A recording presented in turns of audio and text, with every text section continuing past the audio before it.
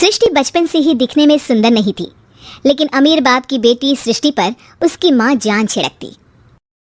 मेरी बेटी कितनी प्यारी है, भगवान सबको सृष्टि जैसी बेटी दे। सृष्टि धीरे धीरे बड़ी होती है। एक दिन सृष्टि की सहेली कहती है, तू दिखने में कितनी अजीब सी है, लेकिन मैं जानती हूँ हम सब में सबसे अच्छी शादी तो तेरी ही होगी। तेरे पापा अमीर जो है। और बता नहीं सकते यार, दहेज तो हर कोई देता है, ये क्या ज्यादा ले जाएगी अपने पति के लिए? अरे बड़े शहर में कोठी है इसके पापा की। अरे पापा की है ना, कौन सी इसकी है? इसकी होती तब तो कोई भी लड़का इससे शादी कर लेता। अरे पापा की मतलब पापा की है तो मेरी ही है ना? किसने कहा? अब तेरी तो तब होगी ना जब तेरा भाई ना हो। वैसे भी शादी के बाद सारी प्रॉपर्टी भाई के नाम होती है। सृष्टि समझ जाती है कि उसे किसी भी हालत में माँ बाप की सारी प्रॉपर्टी को अपने नाम करना है, लेकिन कैसे? एक दिन सृष्टि का भाई शीनू कहता है, बहन क्या कर रही है? तुझसे एक बात करनी है। अरे हाँ हाँ करना, मैं तो तेरी बहन हूँ। बहन मेरी लाइफ में ना एक लड़की है, बहुत अच्छी है। मैं सोच रहा हूँ माँ और पापा से बात करूँ शादी के लिए। सृष्टि को समझ में आ जाता है कि भाई की शादी होते ही भाभी उसे एक दिन भी घर में बर्दाश्त नहीं करेगी। क्या बात है भाई, बताना कौन है वो? यार वो बहुत अच्छी लड़की है, पढ़ी लिखी है, मेरे साथ जॉब भी करती है। बस एक प्रॉब्लम है। हाँ प्रॉब्लम? क्या प्रॉब्लम है भाई? यार वो शादीशुदा है, लेकिन उसके पति ने उसे सिर्फ इसलिए छोड़ दिया क्योंकि उसके माँ बाप दहेज नहीं दे पाए। सृष्टि ये सुनकर न जाने क्यों खुश हो जाती है। अरे भाई तो क्या हुआ, लड़की तुझे तो पसंद है ना? शीनू को लगता है कि बहन उसे समझ रही है। वो इस बात से अनजान होता है कि उसकी बहन की मंशा पूरा घर हड़पने की है। सृष्टि अपनी माँ से कहती है, मम्मी मुझे तो बहुत चिंता है, पता है शीनू क्या कर रहा है? अरे क्या कर रहा है, वो तो काम पर जाता है और वापस घर आता है। नहीं ना माँ, वो यही तो नहीं कर रहा, बाकी सब कर रहा है। आपको पता है उससे प्यार है, और वो भी एक शादीशुदा लड़की से। ये क्या हो गया? मैं सोसाइटी में क्या मुंह दिखाऊंगी? अरे तेरे पापा तो यही कहेंगे कि मैंने ही उसे बिगाड़ दिया है। माँ देखो मेरी बात मानो, पापा पर भी विश्वास करने की जरूरत नहीं है। अब आप ही बताओ, पापा इतनी देर घर के बाहर रहते हैं क्यों? बोलो। अरे बेटा वो तो नौकरी करते हैं ना। तू बहुत भोली है माँ, पापा का ऑफिस तो 7 बजे खत्म हो जाता है, लेकिन देखो कितनी देर से आते हैं। अरे नहीं नहीं बेटा, ऐसी कोई बात नहीं है। सृष्टि माँ को एक औरत से बात करते पिता की फोटो दिखाती है। देखो माँ कैसे हैं पापा, मैं ना कहती थी कि पापा सही नहीं है। मैं तेरे पापा से बात करूंगी, दे फोटो मुझे। ओ माँ वो तो डिलीट हो गई। लेकिन चल तूने तो देख लिया ना, पापा से बाद में बात कर लेना, और हाँ मेरा नाम बिल्कुल मत लेना। हाँ माँ।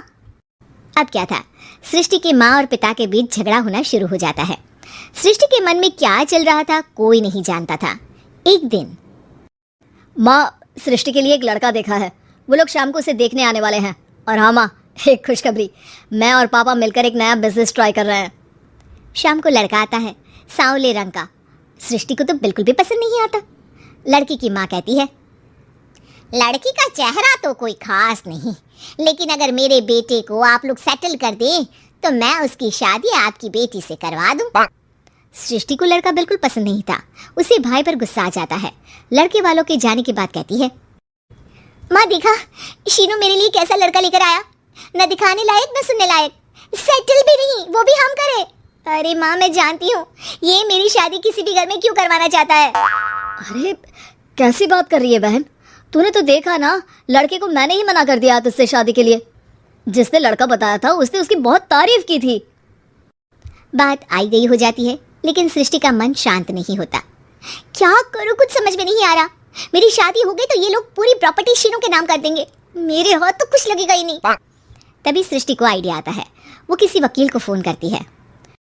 जी देखिए, अगर आपके मम्मी पापा का तलाक हो जाता है तो आपके पिता की आधी प्रॉपर्टी आपकी माँ के नाम हो जाएगी, फिर उसे वो किसी को भी दे सकती है।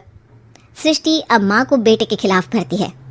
माँ शीनू पर नजर रखा करो, वो जिस लड़की के प्यार में है ना वो शादीशुदा है।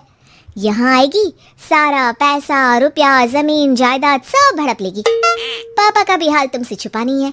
ऐसा ना हो कि मैं और आप एक दिन सड़क पर भीख मांगे। हे भगवान, मैं तो जीते जी मर जाऊंगी अगर ऐसा हो गया तो।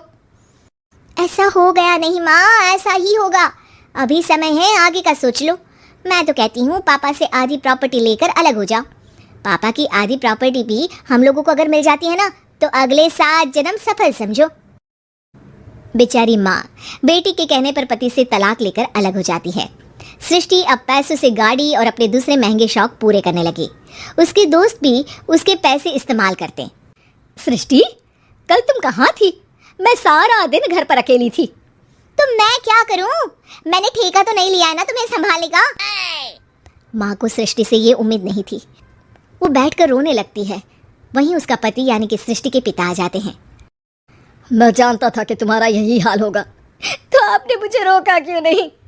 मैं रोकता तो तुम रुकती क्या? सृष्टि के कहने पर तुमने मुझ पर अपने बेटे पर शक किया, लेकिन तुम ये भूल गई कि कैसे हम दोनों ने मिलकर जीवन में इतना सब खड़ा किया। माँ पति के गले लग जाती है। मुझे माफ कर दीजिए, मैंने आपकी कमाई का एक बड़ा हिस्सा गवा दिया। कोई बात नहीं, तुम साथ हो तो मैं ऐसी 7 प्रॉपर्टी खड़ी कर दूंगा। तभी वहां सृष्टि आ जाती है रोते हुए। माँ, मयंक ने मुझे छोड़ दिया। वो बोल रहा था जब तक मेरे पास पैसे थे तब तक ही वो मेरे साथ था। पापा, माँ, मुझे माफ कर दीजिए।